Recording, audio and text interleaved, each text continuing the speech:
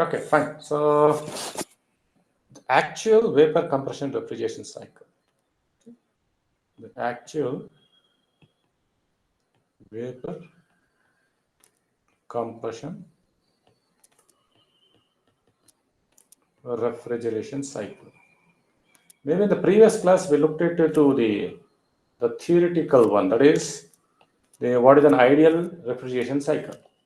Now, an actual refrigeration cycle, we could see there will be pressure losses. Because of the pressure losses, there will be a drop in the refrigerating effect. So there's a drop in the refrigerating effect. All those things are going to happen, and there will be a little bit of subcooling, all those things. So that we are going to see. So let's try to put the pH chart as well as the TS diagram. So let's try to put a pH chart for it, pressure enthalpy drop for the actual cycle, and we'll try to superimpose over it on the theoretical one. This is my pH, and this is my TS diagram. Pressure enthalpy and temperature entropy. So let's put the dome. Okay, let's put the dome. The dome for the pH will be something like this, and the dome for the TS diagram will be something like this. Okay. Now let's try to put the actual the theoretical one. The theoretical refrigerant cycle will be looking something like this. It will be 1 to 2. Let's go to the dry condition. It is 1 to 2. Then I'm going to have the compression 2 to 3. Then I'll be having the condenser. The condenser will be rejecting the heat. It will become 3 to 4. Then I'll be having an expansion, which is okay. It is not, which is actually isentropic. Okay. Which is isentropic. I should be a straight line. Okay, it's isentropic. So this is what then theoretical refrigerant cycle will look like. Now on a TS diagram, how it looks like. On a TS diagram, it will be something like this. So entropy. So this is your this thing. Then I could see that this will take a curve actually. Huh? This will take a curve something like,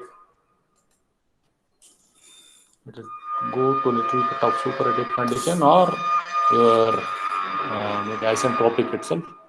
Isentropic, it will be a straight line. It will go to this particular point. So from 2 to 3.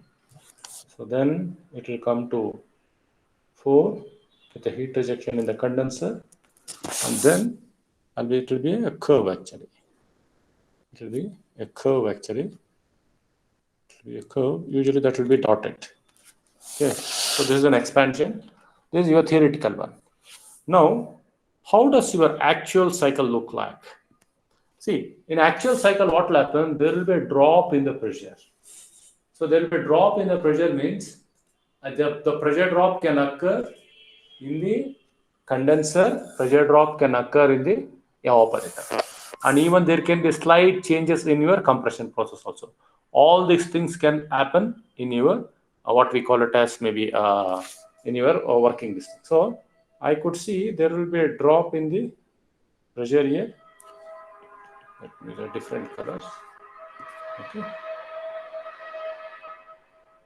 Okay, I could see a drop in the pressure here. Instead of, if I go to the point 2, it will go to some other point. Then I have to move more amount of work. To reach point 3, I have to do more amount of work. So I'll be going according to this curve. Then I'll be seeing a drop in the pressure in the condenser. So a slight drop in the pressure in the condenser. Then I could see the process something like this. So whatever I written in the maybe dash line or dotted line, that is your actual one. Okay. So this is your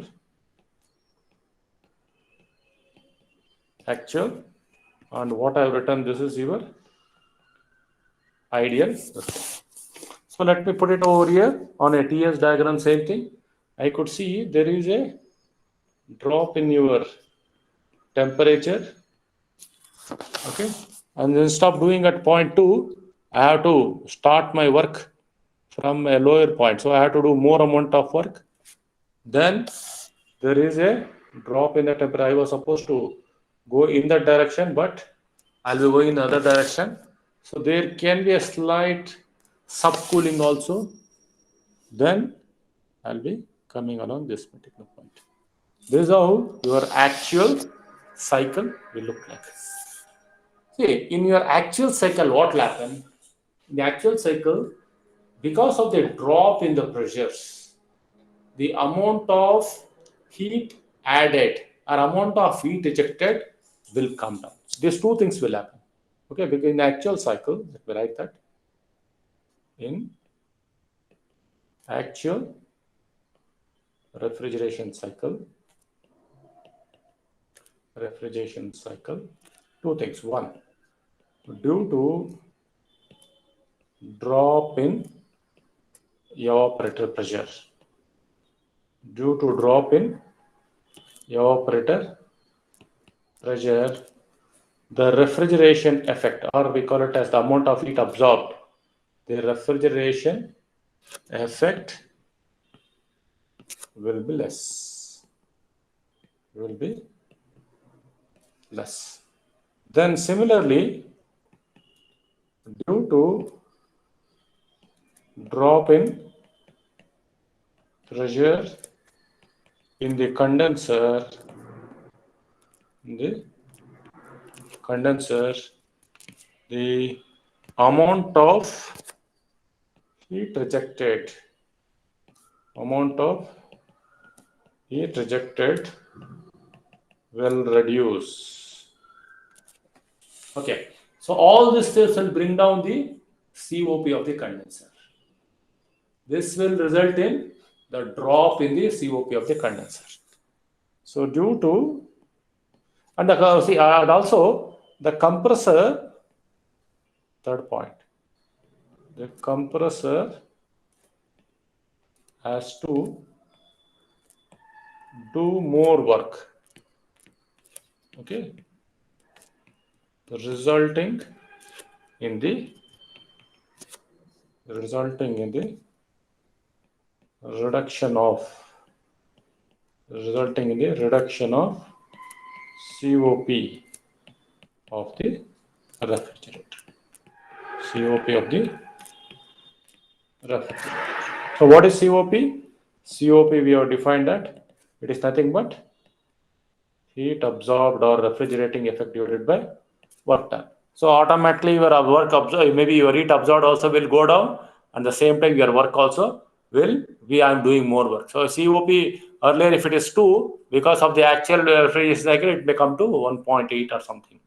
So there is a drop of, so practical it has been found to be your theoretical to actual, at least there will be a change of at least 15%, roughly 10 to 15% drop in your refrigeration effect, that is COP, it has been found. Okay, this is about your actual refrigeration cycle. Okay, so here there are certain things actually. Okay, already we have defined what is refrigerating effect.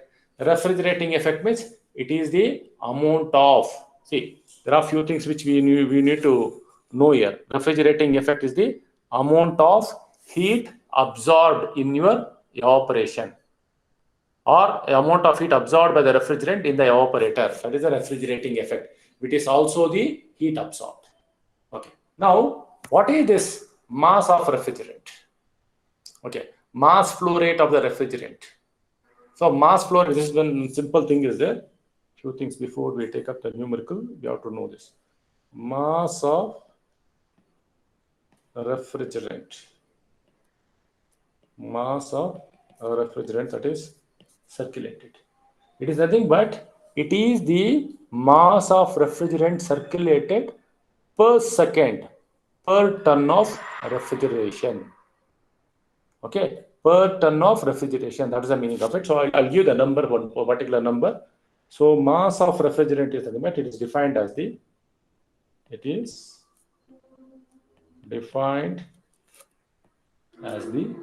mass of refrigerant circulated as the mass of refrigerant circulated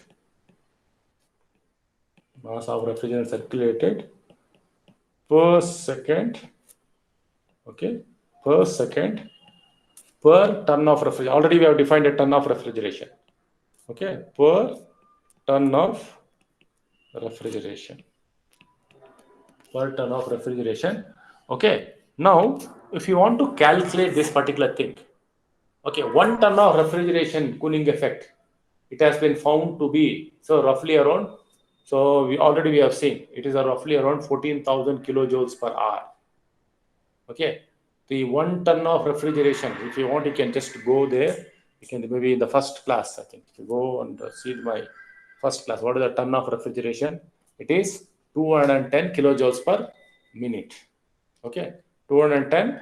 So if you do that, so if you go by the first one, it will be 3.87 kilojoules per second. Okay, so 3.87, that is your 1 ton of refrigeration, the older one, which used to be 13,932. So they round it off to 14,000. That's the old one. But as per the ASHRAE, it has been found to be 3.5 kilojoules per second or 210 kilojoules per minute. So if you put it, this ton of refrigeration, what we are going to do, it will be 12,600 kilojoules per hour.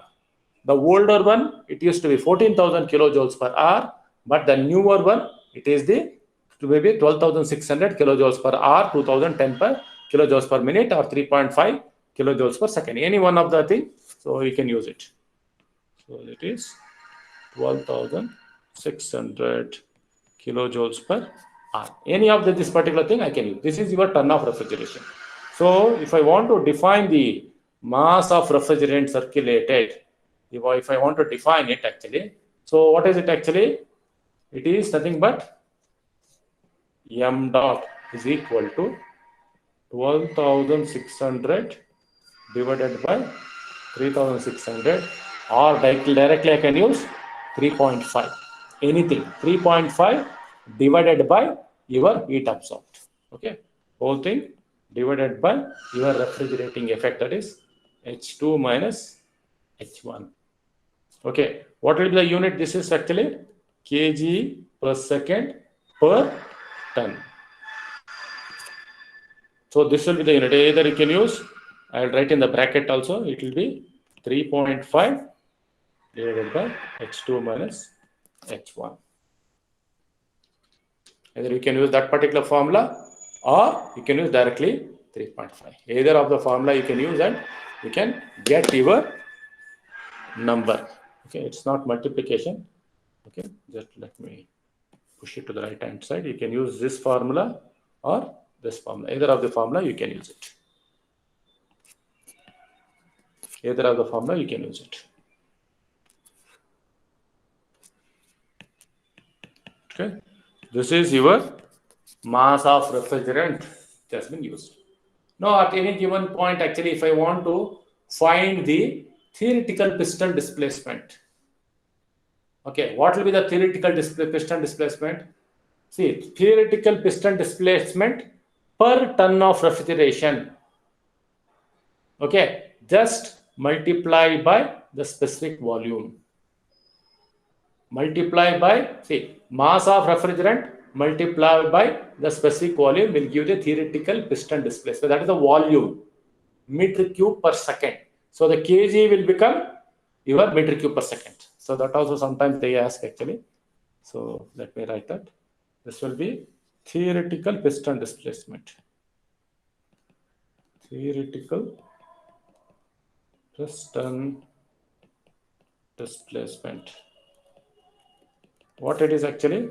It is nothing but your mass flow rate, okay, theoretical piston displacement, maybe volume, mass flow rate into the specific volume at the specific volume of the refrigerant gas. Where exactly? It is at the compressor. See, Vg is the specific volume at the entry to the compressor. If you're able to do multiply that mass flow rate into G, you will get your piston displacement. What is your theoretical piston displacement?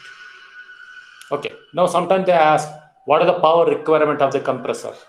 So you have the work requirement for the compression, that is H3 minus H2 multiplied by mass flow rate. Okay, mass of refrigerant in kg per second. Just multiply by mass flow rate of it. Okay, this is mass of refrigerant, this is different. Let me call simple, let me call it as M. This is mass of refrigerant per ton of refrigeration. So kg per second multiply by kg per second into H3 minus H2 or difference of whatever the enthalpy, you will get your power.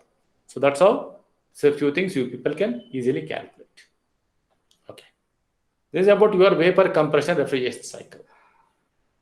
Now, let us move to the next type of refrigeration. That is called as vapor absorption refrigeration system. Why this particular refrigeration system is so important? Anyhow, so we have been discussing what we have the refrigerators at our room. They are all based on vapor compression refrigeration system, which is very compact and all. But if you visit any of the chilling plant or large vapor, maybe refrigeration plants and all, they go for vapor absorption refrigeration system. If you closely observe, what are the four components what we saw in a vapor compression refrigeration system? We saw an evaporator, a compressor, then we had a condenser, then we had a what is called an expansion device. Now, in vapor absorption system, evaporator is there, condenser is there, and you have some kind of a device, expansion device is there, but the compressor is replaced by what is called as a generator. Okay, we have a couple of components. Okay, we have a couple of components: generator, receiver, absorber, all those things. Okay, here in vapor absorption system, what we try to do actually, we try to mix the refrigerant with either a solid or a liquid. We call that as absorbent. So the refrigerant has to be absorbed. Okay, that means say the refrigerant as it moves from moves along the evaporator. The refrigerant as it moves along the evaporator, the refrigerant has to be absorbed by some kind of a medium. It can be a solid or it can be a liquid. Okay, because of this particular process, absorption and all, this kind of refrigeration system is called as vapor absorption refrigeration system. And this process is continuous. See, what we see the sequence of events one after the other, the refrigerant has to be separated from the absorbent has to absorb it, then it has to be separated and it has to be condensed. See, the refrigerant only we have to condense it. It's something like mixing oil in the water, getting it separated and cooling your oil, just similar to that. Just like that, I am going to take water. Okay, we call that as a mixture of refrigerant and the other liquid, we call it as a brine solution. So what we are going to do, through the evaporator, this brine solution will go, it's going to absorb it. Okay, the heat is absorbed, then it is get separated, then it goes to the condenser where it is rejected. Are you getting? So subsequent, it's a continuous event. Subsequently, the refrigerant has to be separated from the absorbent and condensed before it is sent to the evaporator. Okay.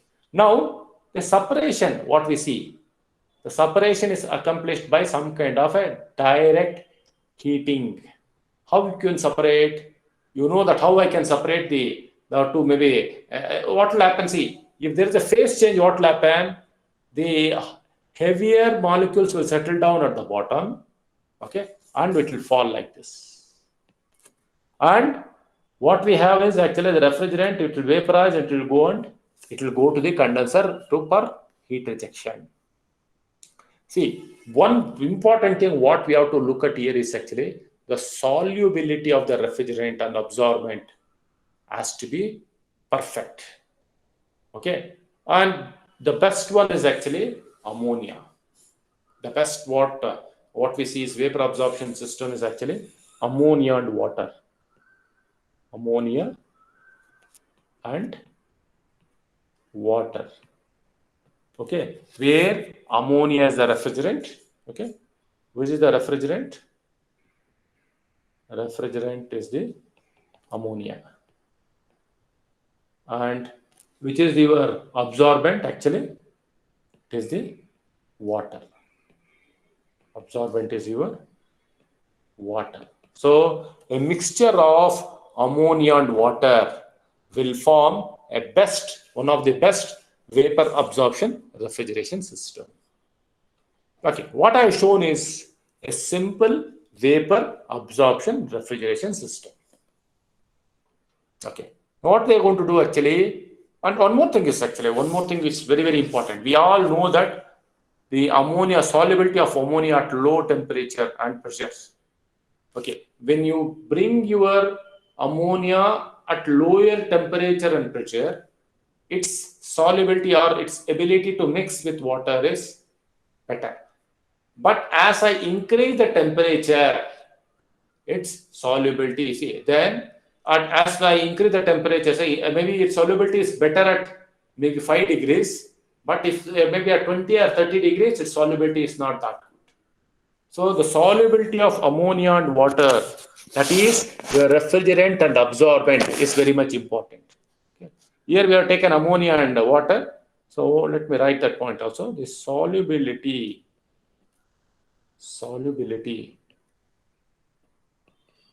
of ammonia and water. Solubility of ammonia and water, okay, is, see, at low temperature and pressure is good. Okay, but at high temperature and as I keep on increasing the temperature and pressure, it decreases. So this is the key actually. Okay, so at lower temperature, it easily mixes. Okay, now what will happen here if you look at it actually? Now I have the, suppose the ammonia and water vapor is at 0.1. Okay, the ammonia vapor, and now it comes out and it starts to absorb the heat. The heat is going to absorb, and ammonia vapor leaving the evaporator at maybe 0.2, we call it as 0.2. It has to be absorbed in the low temperature hot solution. So that's why it is called as absorber. The ammonia, after absorbing the heat from the evaporator, what is evaporator? Evaporator is the point or the place where you have to keep the temperature of that particular evaporator at much lower temperature than your atmosphere, just like a refrigerated space. So as the ammonia comes out of your evaporator at 0.2, what I'm trying to show in this maybe schematic diagram, it has to be absorbed, okay, in the what we call the absorber, which is at the low temperature. The solution is a little bit hot, and this particular thing we call it as an absorber. So the low temperature or the higher temperature, the ammonia which is coming out of the maybe your evaporator is absorbed in the absorber. Now this process, so whatever this particular process, it becomes a solution. So it can't itself go to the generator. It becomes a strong solution. Once the absorbent and your ammonia just mixed up, so it has to be pumped to the generator. Okay, so it is pumped. I'm going to use a small pump, and this is pumped to the generator like this. So in the generator, I'm going to add some heat. So generator is nothing but it's a heat exchanger. The generator is nothing but this is an heat exchanger where I am going to heat it. Just like what you had a compressor in case of vapor compression refrigeration system, here I do have a generator where I am going to heat it. Okay, the ammonia and water solution, see, whatever I am going to pump it with, see, already it's at high pressure. Look at this. This is already it's at high pressure and already at high temperature. Look at this. Because of the absorbing of the heat from the evaporator, it's already at the high pressure and maybe higher temperature. It is heated to further higher temperature. Okay. Now, already we have seen this particular thing. Due to reduced solubility of ammonia and water at higher temperature. Okay, due to reduced solubility of ammonia in water at higher pressure and temperature, the vapor is removed from the solution. That means you can see this is a vapor. What I'm showing, this is your ammonia vapor. And this ammonia vapor will go to the condenser. Okay, the ammonia vapor is removed from the solution. The vapor then passes through the condenser. Okay, and the weak ammonia in water solution is returned to the observer. What will happen? There are maybe a smaller amount of ammonia which can't change its phase. We call that as a weak solution. It can't vaporize, so that has to come. So this will come to, so this is called as weak solution, which can't vaporize itself. Ammonia vapor will go to the condenser, and whatever the ammonia which is not vaporized will come back to the absorber. Okay, in the water solution, and is returned to the absorber. Now, what will happen? The vapor will go to the condenser. It is going to reject the heat. Okay, reject the heat. Okay, then we have what is called as a receiver, which is going to receive the ammonia. Okay, so here, what's happening here? See, the work done, see, if you look at this particular thing, I am trying to do, see, instead of work done, actually, here I am trying to supply the heat. Then in case of a vapor compression refrigeration system, I had a compressor. So instead of compressor, I am trying to add the heat.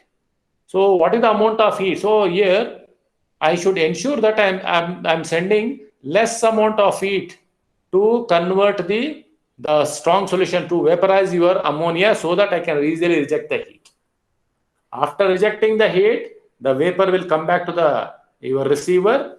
That higher pressure, then it is brought back to the lower pressure in the expansion valve. Then it goes to the evaporator, and this cycle will continue. Okay. Now, where the only point actually where I need a little bit of power is actually, so pumping the liquid. Okay. Here, one thing you have to be very closely observe here. Compressing the liquid will take more amount of work, but pumping the liquid will take less amount of work. So that is the major advantage of vapor absorption refrigeration system. But I need, see, here, even though I'm doing a little bit of lesser work, what I used to do in case of a vapor compression refrigeration system, but still, I need to supply a certain amount of heat to the generator. The heat may be supplied by maybe something like burning some kind of a gas or some kind of an oil, anything I can do. Or I can supply the heat from the steam itself. Okay, so this heat I can supply from anything, but I have to supply. So here, what are the three major components here actually? The three components, what we look at is actually, so generator is heat exchanger, we call it as heat exchanger. Then we have the receiver, then we have the absorber.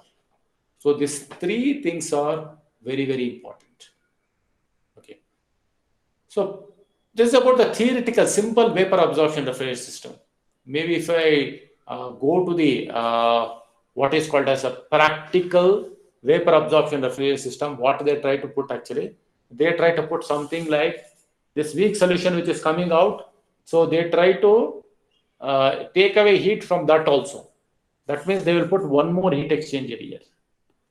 One more heat exchanger here. and this will go and this will come like this. Okay, so the pump will be here somewhere here. So that's the only thing they're going to change. But still, this is fine. So vapor absorption, always a simple vapor absorption refrigeration system is always a better one, because this will work in whatever the way we are looking at it.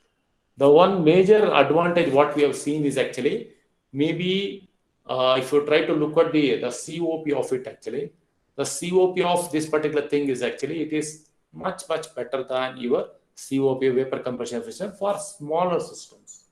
Vapor compression refrigeration system has been better for smaller systems, but when I go for larger refrigeration systems, the vapor absorption refrigeration system has been proven better. Okay. Now let us write the COP.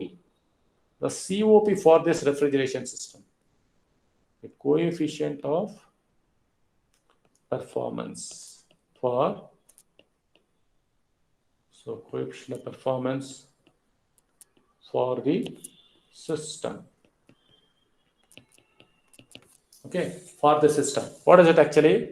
Here, the heat absorbed from the evaporator. Heat absorbed by the refrigerant from the evaporator. Okay, or from the brine solution, or what we call it. Heat absorbed from the evaporator. And see, earlier in case of a vapor compression system, we had what is called as work done. Here I am doing two things. One is heat supplied to the generator. Heat supplied to the generator. This is one quantity, plus I am doing work on the pump. Work done by the pump, or work done on the pump to supply the what is called a strong solution to the generator. You take the ratio of it actually.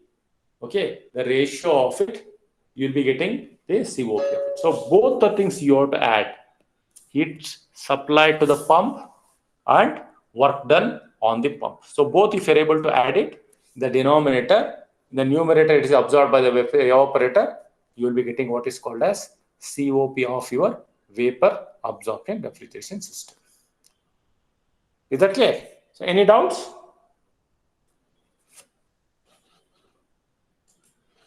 I put a very simple sketch. And try to explain.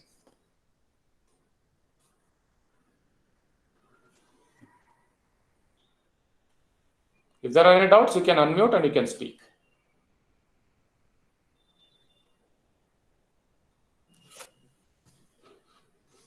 Okay, there are no doubts. We look at some comparison of vapor absorption and vapor refrigeration system. So many times they ask this. So comparison of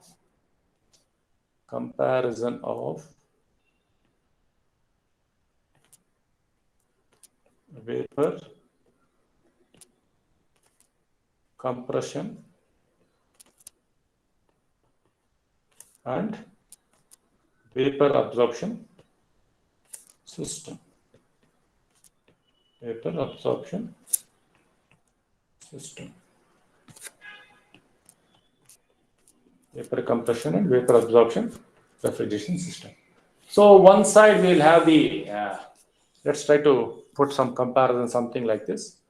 So serial number.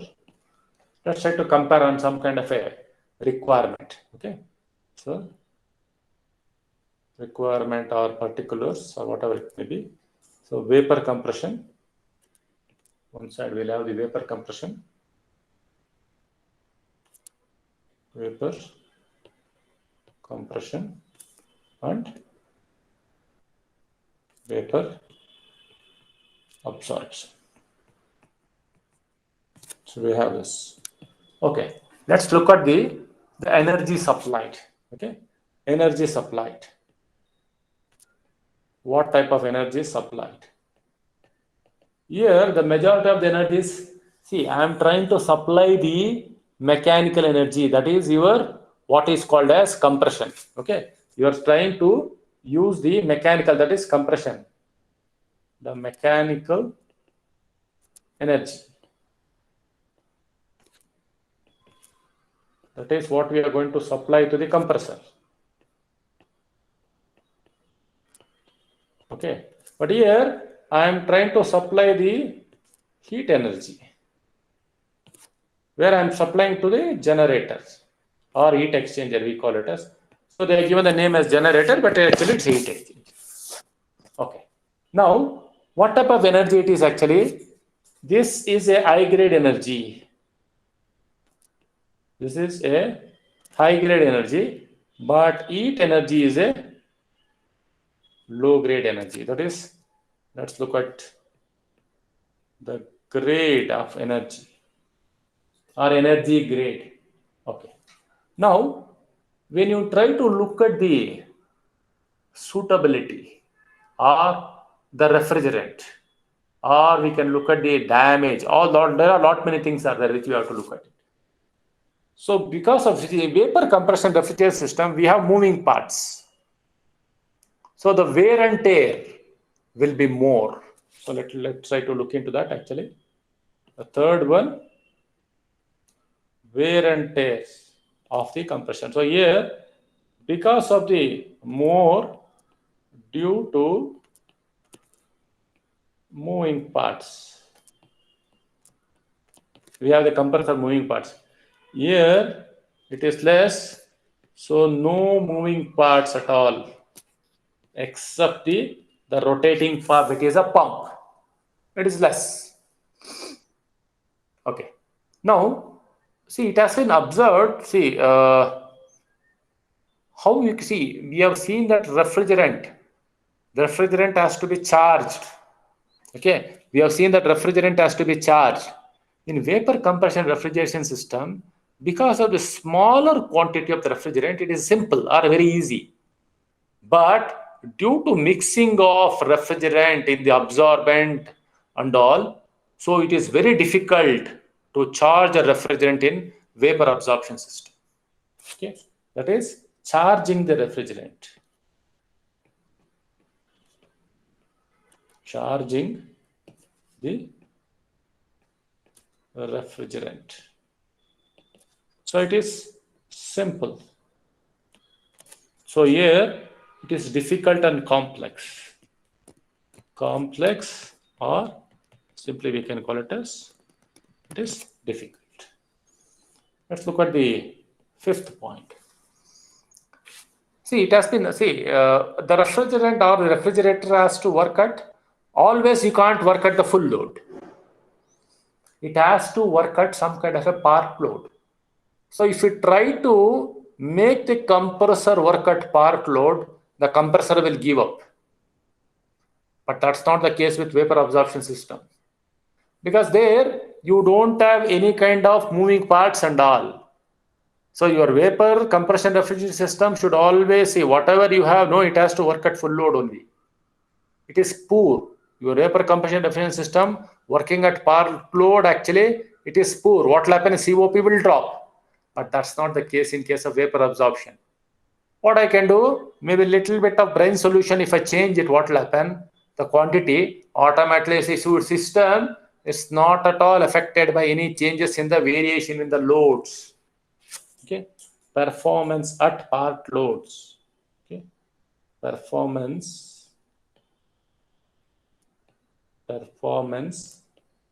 at, what is a part load? Part load means, say for example, the refrigeration capacity is 200 maybe kilowatt per hour, something like that. I have designed it. So vapor compression needs every time, if it tries to work at 10 kilowatt per hour, something like that, 10 kilowatt per hour or something like that, then this will not work properly. It is poor. But vapor absorption system, they will work better. It doesn't affect at all.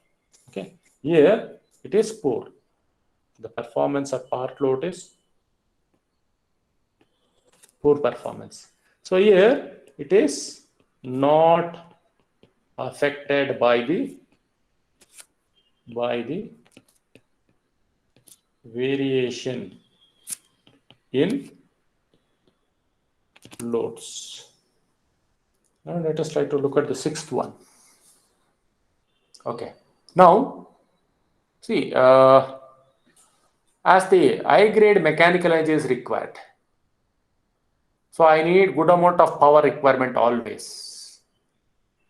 But vapor absorption system can work under, if you even have a little bit of waste heat, it can use the waste heat and I can start the vapor absorption system.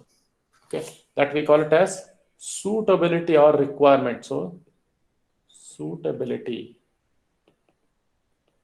where I can use it. So, I need the mechanical energy, that is electrical energy. High grade electrical energy is something mechanical energy is always required. Always required to run the plant. I always required mechanical energy, always required to run the plant. But here, so it can use the waste heat to run the plant. Somewhere some heat is there, or many times I have seen that maybe it, when this vapor absorption refrigeration system started, actually how did they do it? Actually, they were simply using a simple kerosene lamp. Okay, a small capacity refrigeration plant, when they started vapor absorption refrigeration system, a small kerosene lamp was supplying the heat to the generator. That is just sufficient to make your maybe vapor absorption system to work. So that's how they built it. Now, no kerosene lamp is not used, but when they started, this is how they started. Okay, any waste heat, something like in a steel plant and all, you can see some waste heat is going. I can use this waste heat and put a refrigeration system. So waste heat instead, I'm going to use.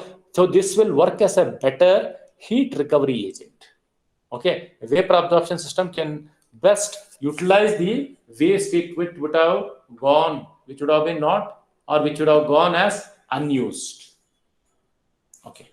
Now, see, in case of leakage of a refrigerant is, okay, the leakage of the refrigerant. The leakage of the refrigerant. Because of the higher compression, because I'm trying to compress it. So leakage of the refrigerant, I have more chances of leakage. But what are the pressures? So the pressure, there is no question of having any kind of compressor. Say, working pressures are there. There are working pressure is there. So vapor compression may be operating at from 3 bar or 5 bar and all, but you from atmospheric, your vapor absorption system may be working at 1.5, so slightly above your atmospheric. But here in vapor compression refrigerant system, because of the higher pressure, the chances of leakage of the refrigerant is high. But here there is no chance because of the no reciprocating components. So the leakage chances are less. So less or no chance of leakage. Okay. Now, if there are, what about the damage? If there is a small liquid traces, that means if you see any kind of a liquid traces in your compressor, the compressor immediately say compressor will work at only at the vapor. Okay, liquid traces of refrigerant is if it is found, if the refrigerant gets frozen, immediately your compressor is gone. Okay, what we call it as damage to the equipment, damage to the system. Okay, any liquid traces of refrigerant, any liquid traces of refrigerant will damage the compressor because it needs only the vapor condition. The refrigerant should be always at a vapor condition. But here what will happen? The liquid traces of refrigerant is always present in the piping because it is mixed in water. The refrigerant always liquid traces already is there. There is no question of danger at all. So liquid traces of refrigerant will not, is always present, is present in the system, is always present in the system and will not damage, will not cause any damage because it works on that. It not cause any damage. Okay, I think around 6 to 8 points is more than enough for us. So this is how you can bring out the differences between vapor compression refrigerant system and vapor absorption refrigeration